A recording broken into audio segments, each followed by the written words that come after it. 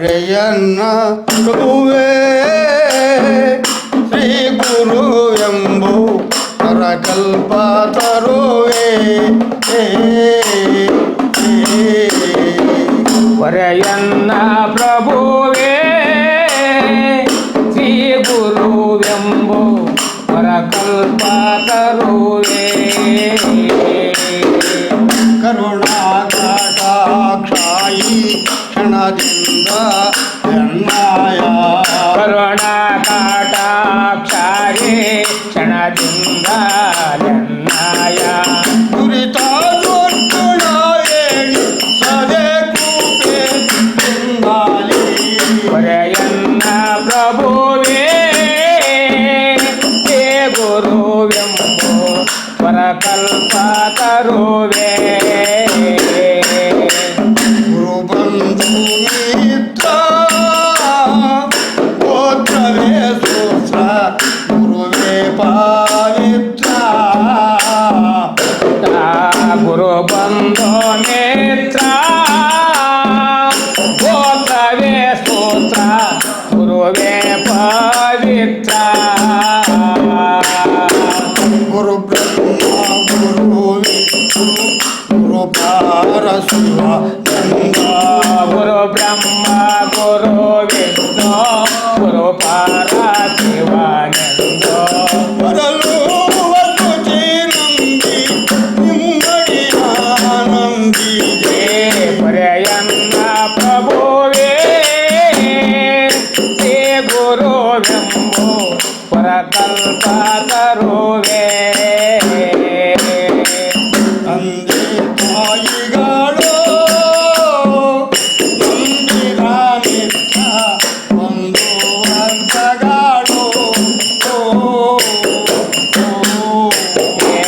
ತಂದೆ ತಾಯಿಗಳು ನಂಬಿದ ಮಿತ್ರ ಒಂದು ವರ್ಗಗಳು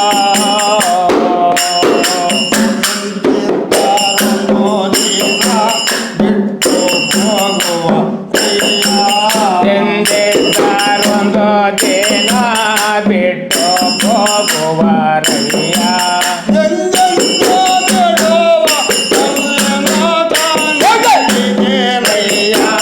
ಹೊರೆಯನ್ನ ಪ್ರಭುವೇ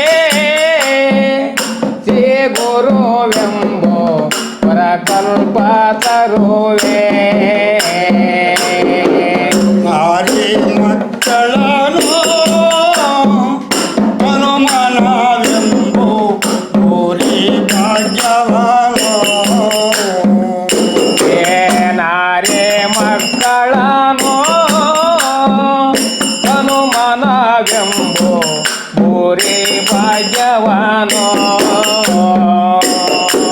ಮೇರಿ ಮಾನವೇ ಮಾನವೋಪಿಸಿ ಮೇರಿದ ಮಾನವೇ ಮಾನ ಒಪ್ಪಿಸಿ ಕೊಟ್ಟ ಯಾರನ್ನೊಪ್ಪಿಸಿದವನಿಗೆ ಹೊರೆಯನ್ನ ಪ್ರಭುವೇ ಶ್ರೀ ಗುರುವೆಂಬು ಪರಕಲ್ಪ ತರುವೆ ಓಂ ನಮಃ ಶಿವಾಯ ಓಂ ನಮಃ ಶಿವಾಯ ಓಂ ನಮಃ ಶಿವಾಯ ಓಂ ನಮೋ ಶಿವಾಯ ಓಂ ನಮೋ ಶಿವಾಯ ಓಂ ನಮೋ ಶಿವಾಯ ಓಂ ನಮಃ ಶಿವಾಯ ಓಂ ನಮಃ ಶಿವಾಯ ಓಂ ನಮೋ ಶಿವಾಯ ಓಂ ನಮೋ ಶಿವಾಯ ಓಂ ನಮೋ ಶಿವಾಯ ಜೈ ಗುರು ಶ್ರೀ ಹರ ಗುರು ಮಂಗಳ ನಮ ಪಾರ್ವತಾಪತಿರ ನಮಃ ಆತ್ಮೀಯ ಪ್ರೇಕ್ಷಕರೇ ನಮಸ್ಕಾರ. ಇದುವರೆಗೂ ಕೇಳಿದ್ರಲ್ಲ, ಸಂಗೀತದ ಪಕ್ಕವಾದ್ಯಗಳಾದಂಥ ದಂಬಡಿ ಮತ್ತು ತಾಳ ಬಳಸಿ ಒಂದು ಸುಮಧುರವಾದಂತಹ ಭಕ್ತಿ ಪ್ರಧಾನವಾದಂಥ ತತ್ವಪದವನ್ನು ಹರಭಕ್ತರಿಗೆ ಹರನಾಗಿ ಹರಿಭಕ್ತರಿಗೆ ಹರನಾಗಿ ಹರಿಯಾಗಿ ನರರು ಬಯಸಿದ ರೀತಿಯಲ್ಲಿ ಕರುಣೆ ತೋರುವ ಗುರು ಮತ್ತು ಪ್ರಭುವನ್ನು ಕುರಿತು ಸುಂದರವಾದಂತಹ ಒಂದು ತತ್ವಪದವನ್ನು ನಿಮ್ಮ ಮುಂದೆ ಹಾಡಿದವರು ನಮ್ಮ ಚಿತ್ರದುರ್ಗದ ಸಾಧಕರು. ಆತ್ಮೀಯರೇ, ಬಿಸಿ ಸುದ್ದಿ ನ್ಯೂಸ್ ಪೋರ್ಟಲ್ ಚಿತ್ರದುರ್ಗ ಅರ್ಪಿಸುವ ಕೋಟೆನಾಡಿನ ಸಾಧಕರು ಮಾಲಿಕೆಯಲ್ಲಿ ಇಂದಿನ ನನ್ನೊಟ್ಟಿಗೆ ಇವತ್ತು ಸಂದರ್ಶನಕ್ಕಾಗಿ ಆಗಮಿಸಿರುವಂಥ ಅತಿಥಿಗಳು ಅಂತ ಹೇಳಿದರೆ ನಮ್ಮ ಚಿತ್ರದುರ್ಗ ತಾಲೂಕಿನ ಕೆನ್ನಡಲು ಗ್ರಾಮದ ದಾಸರ ತಿಮ್ಮಪ್ಪ ಮತ್ತು ಪರಶುರಾಮಪ್ಪ ಎನ್ನುವಂಥ ಇಬ್ಬರು ಹಿರಿಯರನ್ನು ನಾನೀಗ ಸಂದರ್ಶನ ಮಾಡ್ತೇನೆ. ಮೊದಲಿಗೆ ಅವರನ್ನು ಈ ಕಾರ್ಯಕ್ರಮಕ್ಕೆ ಸ್ವಾಗತಿಸ್ತೇನೆ. ಸರ್, ದಾಸರ ತಿಮ್ಮಪ್ಪನವರೇ, ತಮಗೆ ಆತ್ಮೀಯವಾದಂತಹ ಸ್ವಾಗತ, ಸುಸ್ವಾಗತ. ಪರಶುರಾಮಪ್ಪನವರು, ನಿಮಗೂ ಸಹ ಆತ್ಮೀಯವಾದ ಸ್ವಾಗತ. ಈಗ ಇದುವರೆಗೂ ತತ್ವಪದದ ಹಾಡನ್ನು ಹಾಡಿದ್ದೀರಿ. ಬಹುಶಃ ಇವತ್ತು ಟಿ ವಿ ಮುಂದೆ ಕೂತಿರುವ ಎಲ್ಲ ವಯಸ್ಸಾದವರಿಗೂ ಸಹ ಏನೋ ಒಂದು ರೀತಿ ಸಿನಿಮಾ ಹಾಡುಗಳನ್ನು ಗುಂಗೋದು ಮತ್ತು ಸಿನಿಮಾದ ಡೈಲಾಗ್ಗಳು, ಆರ್ಕೆಸ್ಟ್ರಾಗಳ ಬಗ್ಗೆ ಒಲವಿರುವ ಕಾಲದಲ್ಲಿ ನೀವು ಇಷ್ಟೊಂದು ಯಾವುದೇ ರೀತಿಯಾದಂತಹ ತರಬೇತಿ ಇಲ್ಲದೆ ನಿಮ್ಮ ಸ್ವ ಅನುಭವದ ಮೂಲಕ ಗಳಿಸಿದಂಥ ಜ್ಞಾನದಿಂದ ಒಂದು ಕಡೆ ವಾದ್ಯಗಳನ್ನು ನುಡಿಸ್ತೀರಿ, ಮತ್ತೊಂದು ಕಡೆ ಹಾಡನ್ನು ಭಾಳ ಸುಶ್ರಾವ್ಯವಾಗಿ ಹಾಡಿದ್ರಿ. ಈ ಒಂದು ಕಲೆ ನಿಮಗೆ ಬಾಲ್ಯದಲ್ಲಿ ಹೇಗೆ ರೂಪುಗೊಂಡಿತು? 16 ವರ್ಷದಿಂದ ನಮಗೆ ಇದು ಭಜನೆ ಕಲೆ ಸ್ವಾಮಿ. ಓಕೆ. 16 ವರ್ಷದಿಂದಲೂ ನಮ್ಮ ಗುರುಗಳಿಂದ ಭಜನೆ ಮಾಡೋಕ್ಕೆ ಹೋಗ್ತಾ ಇದ್ವಿ. ವಾರ ನಮ್ಮ ದೇವಸ್ಥಾನದಾಗ, ನಮ್ಮೂರು ಮಾರಮ್ಮನ ದೇವಸ್ಥಾನದಾಗೆ ವಾರ ಭಜನೆ ಮಾಡ್ತಿದ್ವಿ. ಅಲ್ಲಿ ಇಲ್ಲಿ ಹೋಗಿ ಏನೇ ಕಾರ್ಯಕ್ರಮ ಇದ್ದರೂ ನಮ್ಮ ಗುರುಗಳು ಕರ್ಕೊಂಡು ಹೋಗೋರು ನಮ್ಮನ್ನು. ಅಲ್ಲಿಗೆ ಹೋಗಿ ಇಲ್ಲಿ ಬಂದು ಅಲ್ಲಿ ಮಾಡಿ ಇಲ್ಲಿ ನೋಡಿ ಅವರಿಂದ ಕಲಿತು, ಇವರಿಂದ ಕೆಲವೊಮ್ಮೆ ಬಲ್ಲವರಿಂದ ಕಲಿತು, ಕೆಲವೊಮ್ಮೆ ಗ್ರಂಥಗಳಿಂದ ತಿಳಿಯಲು, ಈ ಥರ ಇವಾಗಿ ಈ ಪ್ರಾಕ್ಟೀಸ್ ಮಾಡ್ತಾ ಬಂದ್ವಿ. ಬಾಲ್ಯದಲ್ಲಿ ಒಂದಷ್ಟು ತುಂಟಾಟ, ಓಡಾಟ, ತಿರುಗಾಟ, ಇವುಗಳ ಮಧ್ಯೆ ಒಂದಷ್ಟು ಕಳ್ಳಾಟ ಮಾಡಿಕೊಂಡು ಬಾಲ್ಯ ಕಳೆಯಂಥ ಮಕ್ಕಳೇ ಜಾಸ್ತಿ. ನಿಮ್ಮ ಮನೆಯ ವಾತಾವರಣ ಈ ಒಂದು ಧಾರ್ಮಿಕವಾದಂತಹ ಕ್ಷೇತ್ರದ ಕಡೆಗೆ ಸೆಳೆದಾಗ ಅವ್ರು ಏನು ನಿಮಗೆ ವಿರೋಧಿಸ್ಲಿಲ್ವಾ? ಅವ್ರು ಬರೋದು ಇಲ್ಲ, ಅಂಥವ್ರು ಭಾಳ ಕಮ್ಮಿ ಸ್ವಾಮಿ. ಬೆಲ್ಲ ಆಯ್ತಂದ್ರೆ ಯಾರು ಬರಲ್ಲ ಅಲ್ಲಿ. ಹೋಗ ಮರ ನೀನು ಬಡ್ಕಂತ ನಿನ್ನ ಪಾಡು ನಿನಗೆ, ನಮ್ಮ ಪಾಡು ನಮ್ಗೆ. ಹಾಗಾದ್ರೆ ಈ ಪ್ರೇರಣೆ ಆಯ್ತಲ್ಲ, ಈ ಕಡೆ ಒಲವು ಬಂತಲ್ಲ ಭಜನೆ ಕಡೆ, ಇದಕ್ಕೆ ನಿಮ್ಮ ಗುರುಗಳು ಯಾರು? ಹೇಗೆ ನಿಮ್ಮನ್ನು ಅವರು ಉರ್ದುಂಬಿಸಿದ್ರು? ಯಾರು ನಿಮ್ಮ ಗುರುಗಳು? ಕೆಂಚಪ್ಪರು ಅಂತೇಳಿ ನಿಮ್ಮ ಭಾಗದಲ್ಲಿ ಪ್ರಸಿದ್ಧವಾದಂಥ ಧಾರ್ಮಿಕವಾದ ನಂಬಿಕೆ ಬಿತ್ತರಿಸುವ ಭಜನೆ ಹಾಡುಗಳನ್ನು ಕಲಿಸ್ತಾ ಸೇವೆ ಮಾಡುವಂತ ಒಬ್ಬ ಗುರು. ಅವರ ಪ್ರೇರಣೆಯಿಂದ ನೀವು ಈ ಕಾರ್ಯಕ್ಕೆ ಬಂದ್ರಿ. ನೋಡೋಣ ಪರಶುರಾಮಪ್ಪನವ್ರು ಏನು ಹೇಳ್ತಾ ಇರ್ತಾರೆ. ಪರಶುರಾಮಪ್ಪನವರೇ, ನೀವು ಸಹ ಕೆನ್ನಡಲು ಗ್ರಾಮದ ಸದಸ್ಯರಿದ್ದೀರಿ, ವಯಸ್ಸಿನಲ್ಲಿ ಹಿರಿಯರಿದ್ದೀರಿ. ನಿಮಗೆ ದಾಸರ ತಿಮ್ಮಪ್ಪನವರ ಸ್ನೇಹ ಅಥವಾ ಬಾಂಧವ್ಯ ಬಹಳ ಹೊಂದಿಕೊಂಡಂತೆ ಕಾಣುತ್ತೆ. ನೀವು ಬಾಲ್ಯದಲ್ಲಿ ಯಾವ ರೀತಿಯ ಹುಡುಗ ಆಗಿದ್ರಿ? ಈ ಕಡೆ ಹೇಗೆ ತಿರುಗಿದ್ರಿ? ಅದೇ ಸ್ವಾಮಿ, ನಾವು ಕ್ಲಾಸ್ ಹೋಗ್ತದ್ನ, ಇವರೆಲ್ಲ ಭಜನೆ ಮಾಡಾರ, ನಮ್ಮ ಅಪ್ಪಾಜಿ ಭಜನೆಗೆ ಹೋಗೋ ಸ್ವಾಮಿ. ನಮಗೆ ಹಂಗೆ ಭಜನೆ ಮಾಡ್ಕೊಂತ ವ್ಯವಸಾಯನೂ ಕೆಲಸ ಎಲ್ಲ ಮಾಡ್ತಿದ್ವಿ. ಪ್ರತಿ ಮಂಗಳವಾರ ಇಲ್ಲ ಭಜನೆಗಳು, ವಾರದ ಭಜನೆ ಹಿಡಿದ್ವಿ. 30 ವರ್ಷ ವಾರದ ಭಜನೆ ಮಾಡಿದ್ವಿ ನಮ್ಮೂರಾಗ ನಾವು. ಗುರು ಭಜನೆ ಪ್ರತಿ ಮಂಗಳವಾರ ಬೇರೆ, ಗುರುವಾರ ಬೇರೆ. ನಮ್ಮ ಅಪ್ಪಾಜಿ ಭಜನೆ ಮಾಡೋ ಸ್ವಾಮಿ. ಎಲ್ಲ ನಾವು ಮನುಷ್ಯ ಹೋಗ್ಬಿಟ್ಟು ನಾ ಕಡೆ ತಗೊಂಡು ಹೋಗ್ಬಿಡ್ತೀವಿ ಅಲ್ಲಿ ಕೇಳ್ಕೊಂತ. ಇವರೇ ಹೇಳ್ಕೊಂಡ್ ನಮಗೆ ಇವರೇ ಗುರುಗಳು. ನನಗೆ ಇವರಿದ್ದಾರೆ ನಾನು ಕೊಡ್ತಾರೋದು ನಿಜವಿನ. ಈಗ ಸ್ನೇಹಿತರು ಅಂತ ಹೇಳಿದ್ರೆ ಬೇರೆ ಬೇರೆ ಚಟಗಳಿಗೆ ಎಳ್ಕೊಂಡು ಹೋಗೋ ಜನ ಜಾಸ್ತಿ. ಈಗ ಮೊದಲು ಆಟ ಆಡಕ್ಕೆ ಹೋಗೋಣ, ಸಿನಿಮಾಕ್ಕೆ ಹೋಗೋಣ, ಅಲ್ಲೆಲ್ಲೋ ಸಿನಿಮಾ ಟಾಕೀಸ್ ಅಲ್ಲಿ ಸಿನಿಮಾ ರಿಲೀಸ್ ಆಗಿತ್ತು. ನೀವುಗಳು ಮನೆಯಲ್ಲಿ ಕಣ್ಣು ತಪ್ಪಿಸಿ ಭಜನೆಗೆ ಹೋಗ್ತಾ ಇದ್ರಲ್ಲ, ಯಾಕೆ ಈ ತರದ ಹವ್ಯಾಸ ನಿಮಗೆ ಬಂತು? ಅದು ಯಾವಾಗ ಬಿಡುತ್ತೆ, ನಮ್ಮ ಮನಸ್ಸು ಎಳಿತೈತಿ. ಆಗಿನ ಸೌಂಡ್ ಕೇಳ್ತೀನಿ, ನಿದ್ದೆ ಬರಲ್ಲ ನನಗೆ ಬೆಳಕರ ತಗನ. ಈಗಲೂ ಸಹ ನಿಮ್ಮ ಊರಲ್ಲಿ ಇದನ್ನ ಮುಂದುವರಿಸ್ಕೊಂಡು ಮಾಡ್ತಾ ಇದ್ವಿ ನಾವು. ಮಾಡ್ತಾ ಇದ್ದೀವಿ. ಭಜನೆ ಅಂದ ತಕ್ಷಣ ಒಂದೇ ಸ್ಥಳದಲ್ಲಿ ಕೂತ್ ಮಾಡುವಂತದ್ದಲ್ಲ, ಇದು 2 ಸಂದರ್ಭಗಳಲ್ಲಿ ನೋಡ್ತೀವಿ. ಒಂದು ಭಕ್ತಿ ಪ್ರಧಾನವಾದಂತಹ ರೀತಿಯಲ್ಲಿ ಭಜನೆ, ಮತ್ತೊಂದು ಈ ಊರಿನಲ್ಲಿ ಯಾವುದೋ ಜಾತಿಯವರು ಯಾರೋ ತೀರ್ಕೊಂಡ ಸಂದರ್ಭದಲ್ಲಿ ಈ ರಾತ್ರಿ ಆ ಸತ್ಕಾರ್ಯದಲ್ಲಿ ಭಾಗವಾಗುವ ನೀವು ಅದನ್ನೆಲ್ಲ ಮಾಡ್ತಾ ಇದ್ರಿ. ನಿಮ್ಮ ಭಜನೆ ಸಂಘದಲ್ಲಿ ಎಷ್ಟು ಜನ ಇದ್ದಾರೆ ಸದಸ್ಯರು? ಒಂದು 10-15 ಜನ ಇದೆ ಸ್ವಾಮಿ. 10-15 ಒಂದು ಸಂಘದಾಗೆ. ಇನ್ನೊಂದು ಸಂಘದಾಗ ಅದು ಒಂದು 10-15 ಜನ. 2 ತಂಡ ಅದಾವೆ. ಅಂದ್ರೆ ಒಳ್ಳೆ ಕಾಂಪಿಟೇಷನ್ ಇದೆ. ಕಾಂಪಿಟೇಷನ್ ಅಲ್ಲ ಅಂದ್ರೆ ನಮಗೆ ಹೇಳ್ಬೇಕಂದ್ರೆ ಮೇನ್ ಇವರೇ, ನಮಗೆ ಸುಳ್ಳು ಹೇಳಬಾರ್ದು. ಹೌದು. ನಿಮ್ಮ ಊರಿನ ಧಾರ್ಮಿಕ ಕಾರ್ಯಕ್ರಮಗಳಲ್ಲಿ ವಾರದ ಭಜನೆಯಲ್ಲಿ ಮಾಡ್ತಾ ಇದ್ರಿ. ಆ ನಂತರದಲ್ಲಿ ನಿಮ್ಮ ಪಯಣ ಒಂಚೂರು ಈ ಕಡೆ ಚಿತ್ರದುರ್ಗದ ಕಡೆಗೆ ಸೆಳಿತು.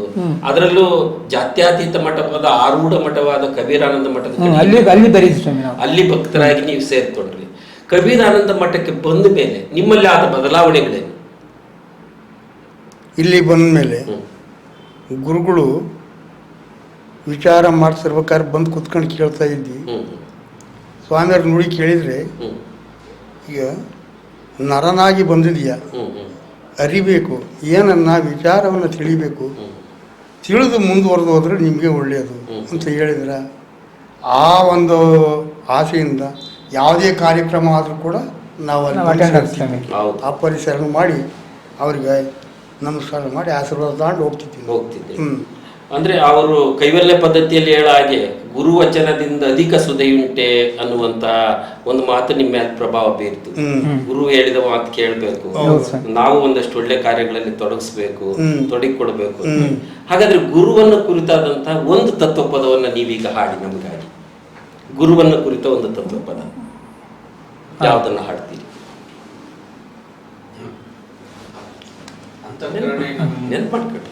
ಅಂತಃಕರಣಿ ಅಂತ ಹೇಳ.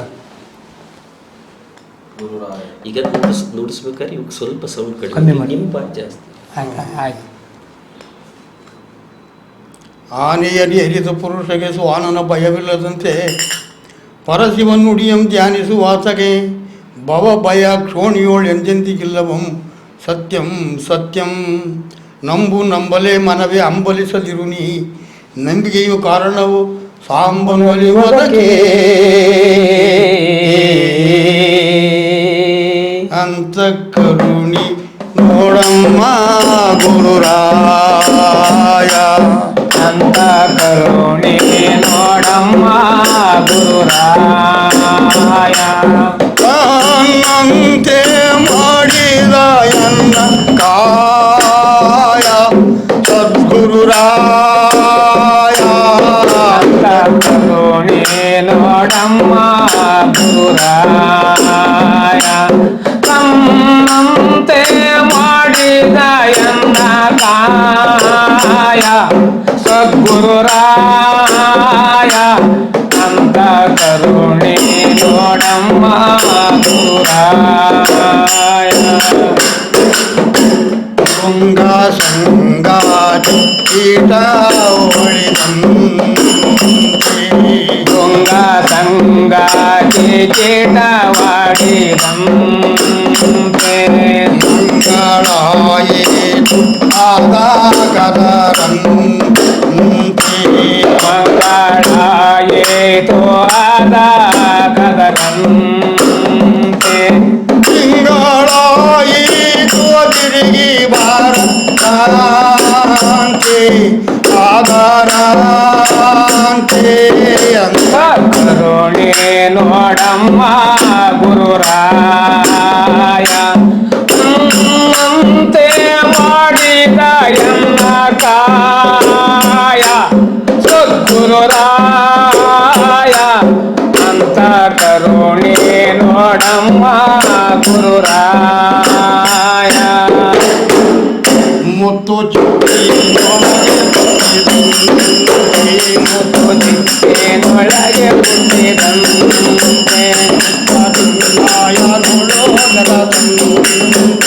ಚಿಕ್ಕಡಿನ್ಮಾಯನೊಳು ಬೆರೆತಂತೆ, ಮುತ್ತು ಕೊಟ್ಟಾರೋ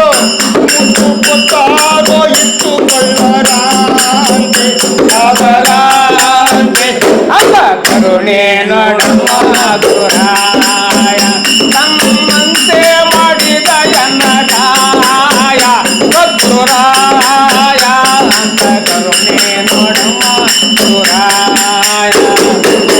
ಕಾರ್ಯಂ ಅಂತಂತಾದುವುದು ಮಧ್ಯಗಾರ, ನಾನೆಂದು ಹೇಳಲಿ ಒಂದು ನಾನೆಂದು ಹೇಳಲಿ ಒಂದು ದಾರ, ಮಾಡಿದ ಸದ್ಗುರುವೀರ ಕರುಣೆ ನೋಡಮ್ಮ ಗುರುರಾಯ, ತಮ್ಮಂತೆ ಮಾಡಿದ ಎನ್ನ ಕಾಯ ಸದ್ಗುರುರಾಯ, ಅಂತ ಕರುಣೆ ನೋಡಮ್ಮ ಗುರುರಾಯ. ಹರ ಗುರುಮಂಗಳ ನಮ ಪಾರ್ವತಾಪತಿರ ನಮಾದೇ. ಗುರುವಿನ ಮಹಿಮೆಯನ್ನು ತೋರಿಸ್ತಕ್ಕಂಥ ಒಂದು ಅದ್ಭುತವಾದ ತತ್ವಪದವನ್ನು ಹಾಡಿದ್ರಿ. ಒಂದ್ ಕಡೆ ಸರ್ವಜ್ಞ ಹೇಳ್ತಾನೆ, ಮೊಸರು ಕಡೆಯಲು ಬೆಣ್ಣೆ ಹೊಸೆದು ತೋರುವ ತರದಿ ಹಸನುಳ್ಳ ಗುರುವಿನ ಉಪದೇಶದಿ ಮುಕುತಿ ವಶವಾಗದಿರುವುದೇ ಸರ್ವಜ್ಞ ಅಂತೇಳಿ. ಅಂತ ಗುರು ಪರಂಪರೆಯ ನೆರಳಲ್ಲಿ ಬೆಳೆದಂಥ ನೀವುಗಳು ಬೆಳೀತಾ ಬೆಳೀತಾ ಭಕ್ತಿ ಪ್ರಧಾನವಾದ ಈ ತತ್ವಪದಗಳನ್ನು ಹಾಡ್ತಾ ಹೊರಟ್ರೆ, ಈ ಹೊರಟಂಥ ಸಂದರ್ಭದಲ್ಲಿ ಎರಡು ರೀತಿಯಲ್ಲಿ ನೀವು ಬದಲಾಗಬೇಕಾಯಿತು. ಒಂದು, ನಿಮ್ಮ ಭಜನಾ ಶೈಲಿ ಮತ್ತು ನಿಮ್ಮ ಊರುಗಳಲ್ಲಿ ಗುರು ಕೊಟ್ಟಂತಹ ರೀತಿ ಭಕ್ತಿಗೀತೆಗಳು ನರಹರಿ ಸಂಪ್ರದಾಯಕ್ಕೆ ಸೇರಿದಂಥ ಪದ್ಯಗಳಾಗಿತ್ತು. ನಂತರ ನೀವು ಚಿತ್ರದುರ್ಗಕ್ಕೆ ಬಂದ ಮೇಲೆ ಕಬೀರಾನಂದ ಮಠದ ಪರಂಪರೆ ಅಂತ ಹೇಳಿದ್ರೆ ಅದು ಆರೂಢ ಪರಂಪರೆಯ ಒಂದು ದ್ಯೋತಕ ಮತ್ತು ಜಾತ್ಯತೀತವಾದ ಮಠ ಅಂತ ಹೆಸರಾಗಿತ್ತು. ಆ ಎರಡರ ಮಧ್ಯದಲ್ಲಿ ನಿಮ್ಮನ್ನು ನೀವು ಹೇಗೆ ಈ ಭಕ್ತಿ ಪ್ರಧಾನ ಕಾರ್ಯಕ್ರಮಕ್ಕೆ ತೊಡಗಿಸ್ಕೊಂಡ್ರಿ? ಹೇಗೆ ಹೊಂದಾಣಿಕೆ ಆಯಿತು? ಗುರು ಎಲ್ಲ ಒಬ್ಬನೇ, ಗುರು ಒಬ್ಬನೇ. ಏಸೆ ಮಠಾಧಿಪತಿಗಳಾದ್ರೂ, ಏಸೆ ಗುರುವಿನ ಹೆಸರು ಹೇಳಿದ್ರು ಕೂಡ ಗುರು ಒಬ್ಬನೇ. ಈಗ ಕೊಳ್ಳಾಳಿಗೆ ಹೋಗ್ತೀವಿ ವಾರ ಕೆಂಚಾವತ್ರ ಮಠಕ್ಕೆ, ಈ ಕುರುಮಳ್ಳಿಗೆ ಹೋಗ್ತೀವಿ ರುದ್ರಸ್ವಾಮಿ ಮಠ ಅಂತ ಅಲ್ಲೊಂದು ಮಠ ಐತೆ ಸೋಮವಾರ. ಮತ್ತು ಇಲ್ಲಿ ಕಬೀರ ಮಠಕ್ಕೆ ಬರ್ತೀವಿ. ಹಿಂಗೆ ಯಾವ ಮಠಕ್ಕೆ ಹೋದ್ರೂ ಗುರು ಒಬ್ಬನೇ ಅನ್ನೋ ಭಾವ. ಹೇಳುವ ದಾರಿಗಳು ಬೇರೆ ಬೇರೆ ಆದ್ರೂ ಗುರಿ ಒಂದೇ. ಅಲೌಕಿಕವಾದ ಬದುಕಿನಡಿಗೆ ಹೋಗ್ಬೇಕು, ಆಧ್ಯಾತ್ಮದ ಮೂಲಕ ಬದುಕಿನಲ್ಲಿ ನೆಮ್ಮದಿ ಕಾಣಬೇಕು, ಈ ದೈನಂದಿನ ಜೀವನದ ಸುಖ ದುಃಖಗಳಿಂದ ಮೀರಿ ನಡ್ಕೋಬೇಕು, ಸಂಸಾರದಲ್ಲಿ ಇದ್ದೂ ನಾವು ಸನ್ಮಾರ್ಗದಲ್ಲಿ ಹೋಗ್ಬೇಕು ಅನ್ನುವಂಥ ಸತ್ವವನ್ನು. ಜೊತೆಗೆ ನೀವು ಈ ಎರಡು ಮಠಗಳ ಜೊತೆಗೆ ಆ ಕೊಳಾಳಿನ ಕೆಂಚಾವಧೂತರ ಮಠದ ಒಂದು ಸಂಪರ್ಕ ಇರೋ ಕಾರಣಕ್ಕಾಗಿ ಕೆಂಚಾವಧೂತರು ಅವಧೂತ ಪರಂಪರೆಯ ಗುರುಪೂಜ್ಯರು, ಈ ಭಾಗದಲ್ಲಿ ಇರುವಂತಹ ಮಹಾಮಹಿಮಾನ್ ಪುರುಷರು. ಆ ಕೆಂಚಾವಧೂತರ ಕುರಿತಾಗಿ ಅನೇಕ ಭಕ್ತ ಸಾಗರ ಅಲ್ಲಿ ಬಂದು ಸೇವೆ ಮಾಡುವಂಥದ್ದು, ಆಶೀರ್ವಾದ ಪಡೆಯುವಂಥದ್ದು, ಸಭೆ ಸಮಾರಂಭ ಪೂಜೆಗಳಲ್ಲಿ ಭಾಗವಹಿಸ್ತಾರೆ. ಆ ಒಂದು ಕ್ಷೇತ್ರದಲ್ಲಿ ನೀವು ಕಂಡುಕೊಂಡಂತೆ ಕೆಂಚಾವಧೂತರು ಅಂತ ಹೇಳಿದ್ರೆ ಯಾವ ರೀತಿಯ ಒಂದು ಆಕರ್ಷಣೆಯ ಕೇಂದ್ರ ಬಿಂದು ಅದು? ಕೆಂಚಾವಧೂತರ ಮಠ ಭಕ್ತರಿಗೆ ಒಂದು ಮಾರ್ಗ. ಏನೇ ಕಷ್ಟ ಕಾರ್ಪಣ್ಯ ಬಂದರೂ ಕೂಡ ನಂಬಲೆ ಮನವೇ ಅಂಬಲಿಸದಿರು ನೀನು, ನಂಬಿಯೂ ಕಾರಣವು ಸಾಂಬನುಲಿಯುವುದಕ್ಕೆನ್ನ ಆಗಲೇ ಚರಣಾಡಿದ್ವಿ. ಆ ನಂಬಿ ಯಾರನ್ನಾದರೂ ನಂಬು, ಬೂಜೆಯನ್ನು ನಂಬು ಅಂತ ಹೇಳಿದ್ರು ಸರ್. ಬೂಜೆಯಲ್ಲಿ ಏನೈತಂತ ಮಹತ್ವ ಅನ್ನೋದ ಪ್ರತಿಯೊಂದು ನೂರಾರು ಮೆಡಿಸಿನ್ ಕಾಯಿಲೆ ಇರ್ಬೋದು ಅವ್ರಿಗೆ. ಅಲ್ಲಿರೋದು ಮೆಡಿಸಿನ್ ಏನು? ಬೂದೆ. ಮಠದಲ್ಲಿ ಭಸ್ಮ. 101 ಕಾಯಿಲೆ ಇದ್ರು ಕೂಡ ಭಸ್ಮ. ಅದನ್ನ ಸೇವನೆ ಮಾಡಿ ಗುರುವೇ ನೀನೇ ಅಂತಂದು ಭಯ ಭಕ್ತಿಯಿಂದ ನಡ್ಕೊಂಡದ್ದಾದ್ರೆ ಯಾವ ರೋಗ ಇದ್ರೂ ಪರಾಭವ ಆಗ್ತದೆ. ಆ ಒಂದು ನಂಬಿಕೆ. ಅಂದ್ರೆ ಇವತ್ತಿನ ಭಾರಿ ಮುಂದುವರೆದಿದ್ದೀವಿ, ನಾವು ಭಾಳ ಓದಿದ್ದೀವಿ, ತಿಳ್ಕೊಂಡಿದ್ದೀವಿ, ಡಾಕ್ಟ್ರೇ ದೇವರು ಅಂತ ನಂಬಿಕೊಂಡು ಹೋಗಿ ಲಕ್ಷಾಂತರ ಖರ್ಚು ಮಾಡೋದ್ರ ಬದಲು ಗುರುವಿನಲ್ಲಿ ನಾವು ನಂಬಿಕೆ ಇಟ್ಟು ಆ ಕ್ಷೇತ್ರದಲ್ಲಿ ಹೋಗಿ ಭಕ್ತಿಯಿಂದ ಸೇವೆ ಮಾಡಿದರೆ ಕಷ್ಟ ಕಾರ್ಪಣ್ಯಗಳು ಬಗೆಹರಿತವೆ ಅನ್ನುವಂಥ ನಂಬಿಕೆ. ಆ ಕಾರಣಕ್ಕಾಗಿನೇ ಅಂತ ಕಾಣುತ್ತೆ ಕೊಳಾಳು ಸುಕ್ಷೇತ್ರವಾಗಿ ಬೆಳೀತಾ ಇದೆ ಇವತ್ತು. ಪ್ರಕಾರವಾಗಿ ಅಲ್ಲಿರುವಂತಹ ವಾತಾವರಣವನ್ನು ನೋಡಿದರೆ ಎಷ್ಟೊಂದು ವಿಶಾಲವಾದಂತಹ ಜಾಗದಲ್ಲಿ ತಲೆ ಎತ್ತಿದೆ. ಒಂದು ವಿಶೇಷವಾದ ದೇಗುಲದ ಜೀರ್ಣೋದ್ಧಾರ ನಡೀತಾ ಇದೆ, ಎಲ್ಲ ಭಕ್ತರ ಸಹಕಾರ ಇದೆ ಅಂತ ಅನ್ಸುತ್ತೆ. ಎಲ್ಲಿ ಭಕ್ತರ ಆಶಯಗಳನ್ನು ಗುರು ಅಥವಾ ದೇವರು ಈಡೇರಿಸ್ತಾನೋ ಆ ಕ್ಷೇತ್ರ ಒಂದು ಕೈಲಾಸ ಪರ್ವತವಾಗಿ ಬೆಳೀತಕ್ಕಂಥದ್ದು ನೋಡಿದೆ. ನೀವು ಆ ಸ್ಥಳದಲ್ಲಿ ಹೋಗಿ ಭಜನೆ ಮಾಡುವಂಥ ಸಂದರ್ಭದಲ್ಲಿ ನಿಮ್ಮ ಭಾವನೆಗಳು ಹೇಗಿರ್ತದೆ? ಒಬ್ಬ ನರರಾಗಿ ಅಲ್ಲಿಗೆ ಹೋಗ್ತೀರಿ, ಅಲ್ಲಿ ಕೂತ್ಕೊಂಡ ಮೇಲೆ ನಿಮ್ಮಲ್ಲಿ ಆಗುವಂಥ ಬದಲಾವಣೆ ಏನು? ಗುರುವನ್ನು ನಂಬಿ ನಮಸ್ಕಾರ ಮಾಡಿ ಕೂತ್ಕೊಂಡ್ರೆ ನಮಗೆ ಭವರೋಗ ಬಂದಿತ್ತು. ಆ ಭವರೋಗವನ್ನು ಹೊಡೆದರೆ ಕೆಂಚಾವಧೂತರು ಗುರುಗಳು. ಆ ಒಂದು ನಂಬಿಕೆ ನಮಗೆ ಬಂದ ಮೇಲೆ ಶ್ರದ್ಧೆಯಿಂದ ನಮ್ಮಪ್ಪ ನಮಸ್ಕಾರ ಮಾಡಿ ಇಂಥ ಪವಾಡ ಪುರುಷನ ನಾವು ಇಲ್ಲಿ ಕಾಣ್ವಿ. ಬೆನ್ಪಣಿ ಅಂತ ಇದ್ದಿತ್ತು ಸ್ವಾಮಿ ನನಗೆ, ಬೆನ್ಪಣಿ. ಅದನ್ನು ಅವರು ಗುರುಗಳು ಏನು ಹೇಳಿದರು, ಪಂಡಿತ ಅಂತ ಹೋದ್ರೆ ಪಾಮರಾಗಿ ಹೋಗ್ತೀಯ, ಗುರು ಮರೆ ಹೋಗು ಅಂತಂದು ಹೇಳಿದರು ಭೀಮಪ್ಪ ಸ್ವಾಮಿಗಳು, ಬೊಮ್ಮಪ್ಪ ಸ್ವಾಮಿಗಳು ಅಂತ. ಅವರು ವಚನ ಕೇಳಿ ಅಲ್ಲಿಗೆ ಹೋಗಿ ಸ್ವಾಮಿ ಮರೆ ಬಿದ್ವಿ. ಅಲ್ಲೇನೆ 9 ದಿನ 21 ದಿನ ಪಾರ್ಥನೆ ಇಟ್ಕಂತು. ಅದು ಪರಾಭವ ಮಾಡಿದ ನನ್ನ ತಂದೆ ಗುರು ಇಲ್ಲಿವರೆಗೆ ಆಯಪ್ಪನಿಂದ ಇರೋದು ನಾನು.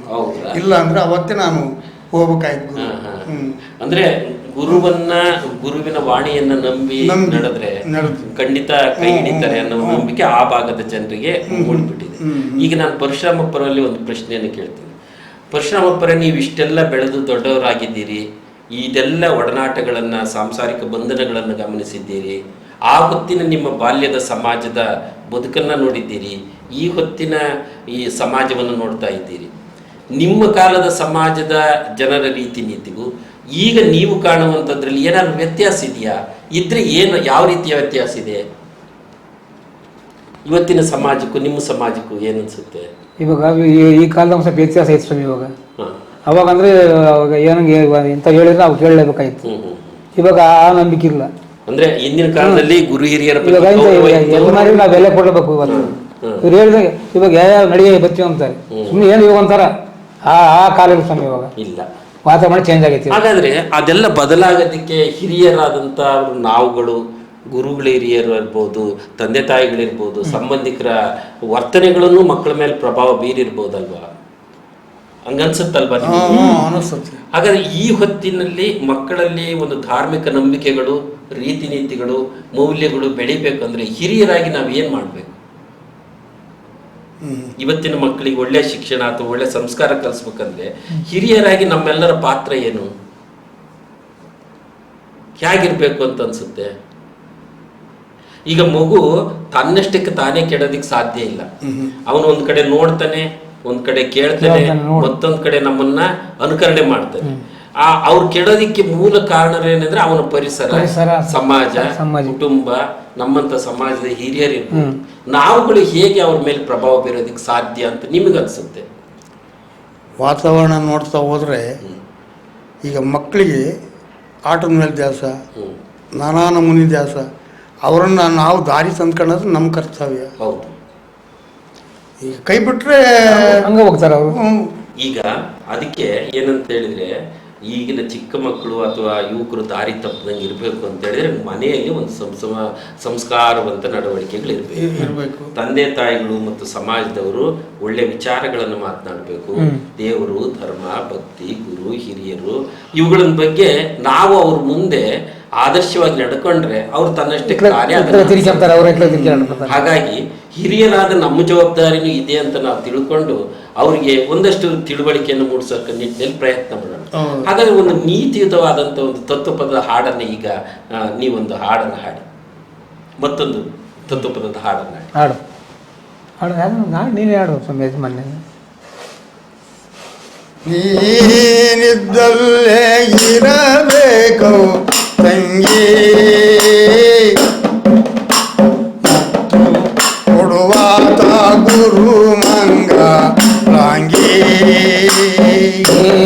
ನೀನಿದ್ದಲ್ಲೇ ಇರಬೇಕು ತಂಗಿ, ಮುದ್ದು ಕೊಡುವಾತ ಗುರು ಮಂಗ ರಾಂಗಿ. ಶುದ್ಧವಾಗಿರುವಂತ ಪುರುಷನ ಕೂಡಿನಿ, ಶುದ್ಧವಾಗಿರುವಂತ ಪುರುಷನ ನೀ ಕೂಡಿ. ನೀನಿದ್ದರೆ ಒಳಿತವ ತಂಗಿ, ಅವಗಳ ಹಳೆ ಮಂಗ ತಂಗಿ. ನೀನಿದ್ದರೆ ಒಳಿತವ್ವ ತಂಗಿ, ಗೆದ್ದು ಭವಗಳ ಹಳೆ ಮಂಗಳಾಂಗಿ. ಎತ್ತು ಭೂಮಿಗೆ ಬಂದೆ ತಂಗಿ, ಬುದ್ಧಿ ಇಲ್ಲದಲ್ಲಿ ತಂಗಿ. ಬಿದ್ದು ಭೂಮಿಗೆ ಬಂದೆ ತಂಗಿ, ಬುದ್ಧಿ ಇಲ್ಲದೆ ಹರಿದಲ್ಲಿ ತಂಗಿ. ಹರಿದ ಮೇಲೆ ಹಂಗೋ ಹರಿದ ಮೇಲೆ ಲಿಂಗ ದೊರೆಯುವ ದೇವೆ. ಜಂಗ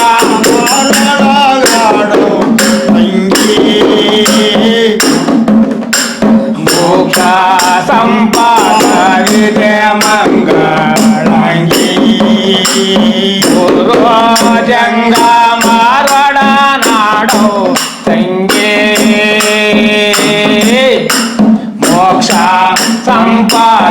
ವಿಜಯ ಮಂಗಳಂಗೆ ಕಾಂತೆ ದೀಕ್ಷವಾದೇನು ತಂಗಿ ಅನದ ಚಿಂತೆಯ ಕಳೆ ಮಂಗಳಂಗೆ ಕಾಂತೆ ದೀಕ್ಷವಾದೇನು ತಂಗಿ ಮನದ ಚಿಂತೆಯ ಕಳೆ ಮಂಗಳಂಗೆ ಸಂತೆಯೊಳಗೆ ನಿಮ್ಮ ಕೇಳುವರ ಸಂತೆಯೊಳಗೆ ನಿಮ್ಮ ಕೇಳುವರ್ಯಾರಮ್ಮ ಗುರು ಜಾಮಂತ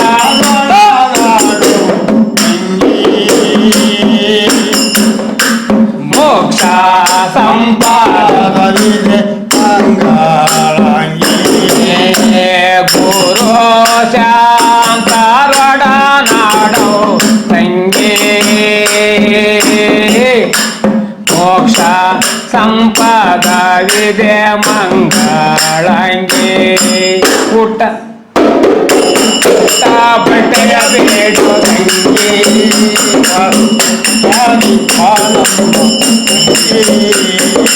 ಉಟ್ಟ ಬಟ್ಟೆಯ ಬೇಡೋ ತಂಗಿ ಬಾಳ ಬುಟ್ಟಾಗಿ ಬಾಳಮ್ಮ ತಂಗಿ ಕಟ್ಟೇದ ಗಂಟೆಗೆ ಕಳ್ಳಾರು ಕಟ್ಟೇದ ಗಂಟೆಗೆ ಕಳ್ಳಾರು ಬಿಟ್ಟಾರು ಬಾಳಮ್ಮ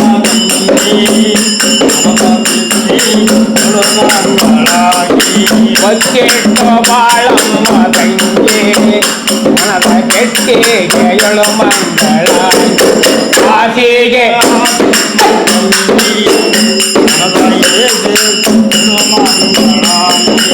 ಆಸೆಗೆ ಆತವ ತಂಗಿ ಮನದ ಕೆಟ್ಟಿಗೆ ಕಳೆ ಮಂಗಳಾಗಿ ವಾತಾವದು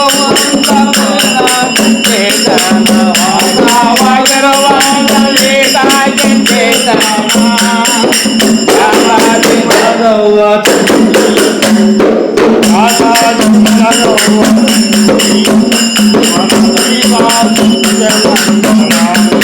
ಯಾಕಾದಿ ಮಲಗವ್ವ ತಂಗಿ ಯೋಗ ಕೈಲಾಸವಿದೆ ಮಂಗಳಾಗಿ ಹರ ಗುರು ಮಂಗಳ ನಮ ಪಾರ್ವತಾಪತಿಯರ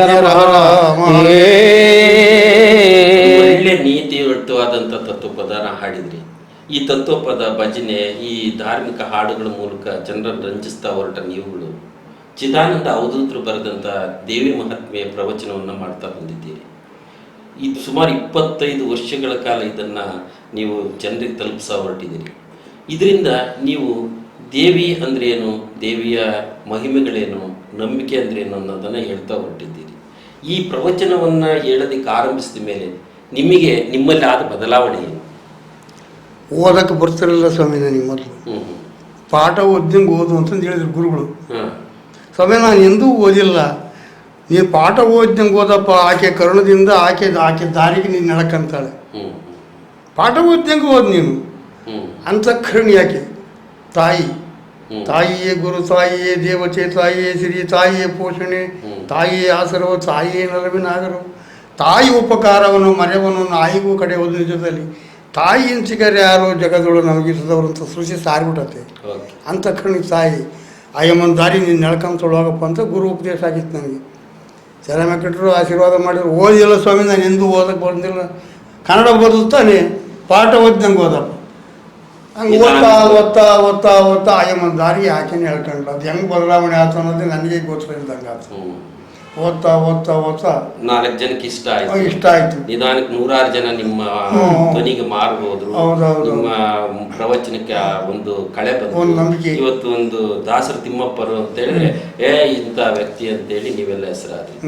ಬಹುಶಃ ಈ ಹೊತ್ತಿನ ಸಮಯದ ಮಿತಿ ಒಳಗೆ ಇದನ್ನು ಮುಗಿಸ್ಬೇಕಾಗಿರೋದ್ರಿಂದ ನಿಮ್ಮ ಇರುವರ ಜೊತೆ ಎಷ್ಟೊತ್ತು ಮಾತಾಡಿದರೂ ಸಾಕಾಗೋದಿಲ್ಲ.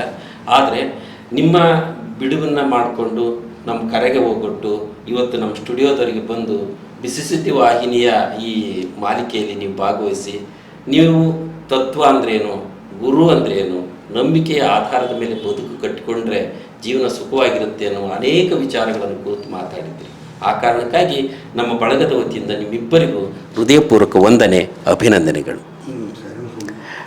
ಆತ್ಮೀಯ ಪ್ರೇಕ್ಷಕರೇ, ಕೇಳಿದ್ರಲ್ಲ, ಅನಕ್ಷರಸ್ಥರಂತಿದ್ದಂತಹ ಇಬ್ಬರು ವ್ಯಕ್ತಿಗಳು ಕೆನ್ನಡದ ಗ್ರಾಮದಲ್ಲಿ ಒಬ್ಬ ತತ್ವಪದಕಾರರುಗಳಾಗಿ ಒಂದಷ್ಟು ಭಕ್ತಿಯನ್ನು ಜನರಿಗೆ ತಿಳಿಸ್ತಾ ಹೊರಟು ಈ ಹೊತ್ತು ಹಿರಿಜೀವಗಳಾಗಿ ಇವರ ಮಾತನ್ನು ಜನ ನಂಬ್ತಾರೆ, ಭಕ್ತಿಯ ಬಗ್ಗೆ ಜನ ಆಲಿಸ್ತಾರೆ ಅಂತೇಳಿದರೆ ಅವರು ನುಡಿಸಿದಂಥ ವಾದ್ಯಗಳ ನಾದ ಇರ್ಬೋದು, ಅವರ ಕಂಠದಿಂದ ಹೊರಬಂದಂತಹ ತತ್ವಪದಗಳಿರ್ಬೋದು, ಜನಮಾನಸದಲ್ಲಿ ನೂರಾರು ಕಾಲ ಉಳಿತಾ ಹೋಗಲಿ. ದೇವಿಯ ಕೃಪೆ ಸದಾ ಇವ್ರ ಮೇಲೆ ಇರಲಿ. ಇವ್ರ ಕುಟುಂಬಕ್ಕೆ ಆಯುರಾರೋಗ್ಯ ಸಂತೋಷವನ್ನು ದೇವರು ಕರುಣಿಸಲಿ ಅಂತ ಹಾರೈಸ್ತಾ ಮತ್ತೆ ಮುಂದಿನ ವಾರ ಮತ್ತೊಬ್ಬ ಸಾಧಕರೊಂದಿಗೆ ನಿಮ್ಮೊಟ್ಟಿಗೆ ಬರ್ತೇನೆ. ಅಲ್ಲಿವರೆಗೂ ನಮಸ್ಕಾರ.